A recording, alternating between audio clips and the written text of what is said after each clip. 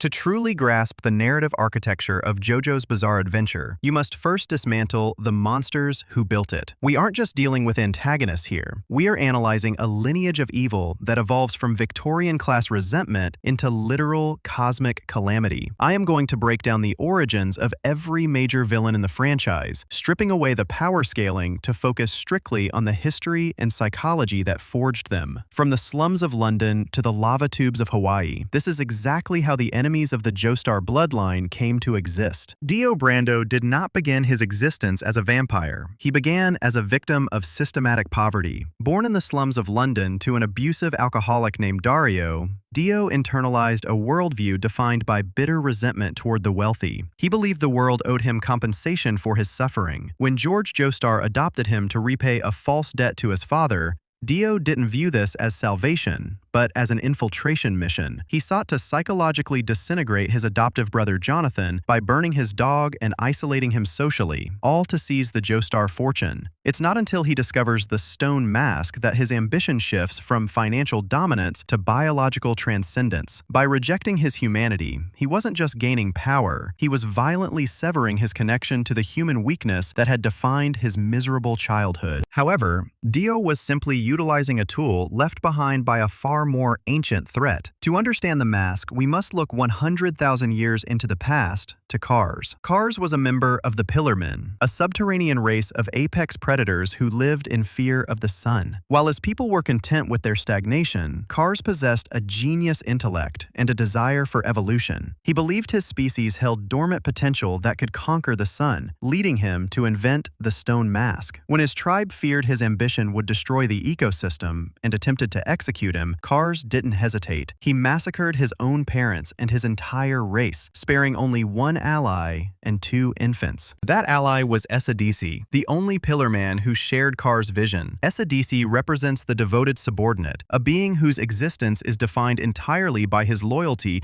to Kars' transcendent goal. Despite his immense power, he is prone to erratic emotional outbursts, often weeping uncontrollably to regulate his own stress before returning to a state of cold, tactical calculation. He traveled with Kars for millennia, searching for the redstone of Aja to perfect the mask. The infant they spared was Wammu. Raised by Kars and Esidisi not as a son, but as a perfect combatant, Wammu developed a psychology completely distinct from his masters. Because he was molded by the discipline of combat, rather than the ambition of evolution, he adheres to a strict warrior's code. He refuses to harm children or the defenseless, and he respects strength above all else. His psychological conditioning is so severe that he instinctively attacks anyone who steps on his shadow, a reflex born from thousands of years of guarding his masters. While Kars is willing to cheat and betray to achieve his goals, stating that victory justifies any means, Wammu would sooner die than tarnish a duel. These 3 ancient beings represent the origin of the supernatural in the series,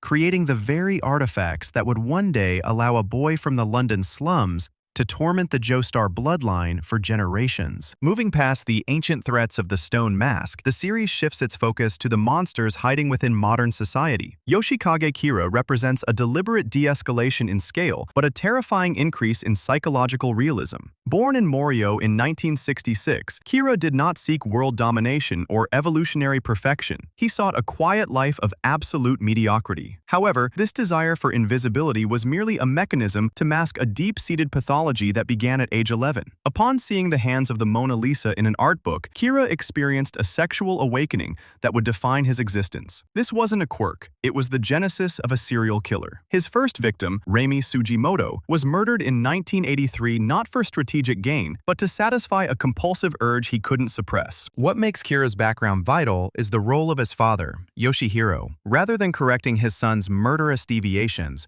Yoshihiro protected him, eventually using the stand arrow to grant Kira abilities specifically designed to cover his tracks. Kira is a product of enabling parenting meeting innate psychopathy, a man who hoards severed hands like trophies while meticulously clipping his fingernails to monitor his own stress levels. He embodies the horror of the mundane, a murderer who just wants to finish his lunch break in peace. If Kira wanted to blend in, Diavolo wanted to cease to exist entirely. The boss of Passione has perhaps the most inexplicable origin in the series. Born in an all-female prison to a woman serving a 2-year sentence, who claimed to have been pregnant for 2 years, Diavolo's very conception defies biological logic. Raised by a priest in Sardinia, his psychological fracture occurred when he decided to erase his origins. He didn't just run away. He buried his own mother alive beneath the floorboards of his bedroom and burned his home village to the ground to hide the evidence. This extreme violence wasn't born of ambition, but of a pathological paranoia regarding his identity. This trauma manifested as a split personality: the timid, subservient Doppio and the ruthless King Crimson user Diavolo. His entire criminal empire, built on the drug trade, was constructed not for wealth,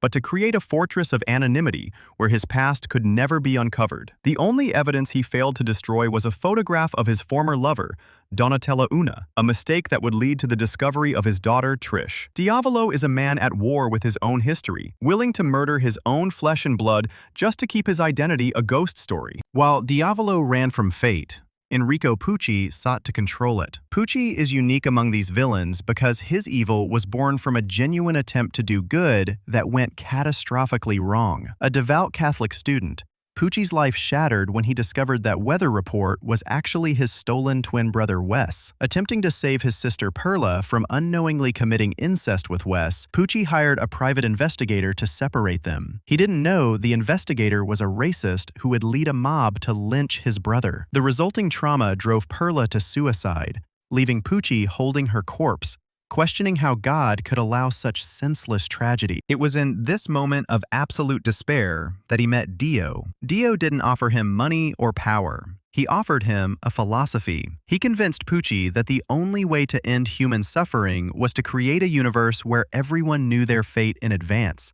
A heaven where the terror of the unknown was eliminated. Pucci's villainy is essentially a trauma response, a desperate need to impose order on a chaotic world that took his sister, using gravity to justify the atrocities required to reach that peace. With the reset of the universe in Steel Ball Run, the narrative architecture shifts from personal vendettas to national ideology. Funny Valentine, the 23rd President of the United States, represents a villain whose evil is indistinguishable from his patriotism. Unlike the self-serving ambition of Dio, Valentine's entire psychological framework was forged by the sacrifice of his father. During a war, his father was captured and tortured for months, resisting every attempt to extract information to protect his unit and his country. He kept his sanity by staring at a handkerchief embroidered with his son's birth date. When a soldier later delivered that handkerchief to a young Valentine, explaining that his father died without speaking a word, it radicalized the boy. This trauma instilled in Valentine a belief that patriotism requires absolute ruthlessness. He internalized the concept that the one who takes the first napkin